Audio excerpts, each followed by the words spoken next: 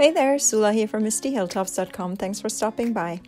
I've been sharing silhouette and SVG cut files for a 6x6 mini album on my blog, and in this video I want to show you how I put together the pocket and flaps that go on the inside of the front cover. So there are these different pieces there that you see. I'm creating this album for my December daily, but I've also used the same files to create a winter and an autumn mini album.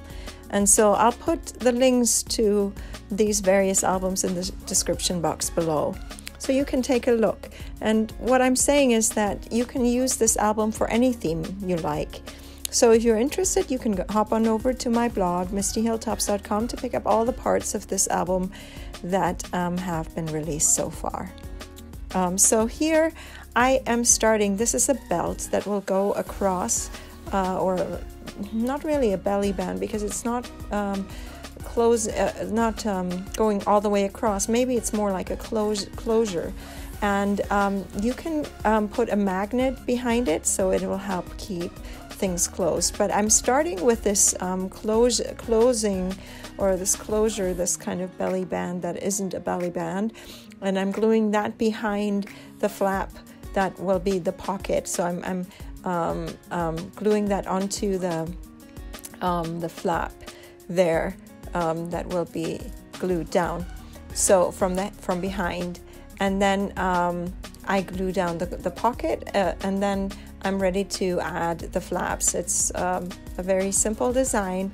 I'm starting from the left side here, and I'm trying to pay attention to what the distance is from the top and the bottom, and so I try to keep that same kind of edge on the left side. So I try to keep it at the same distance from the edge there.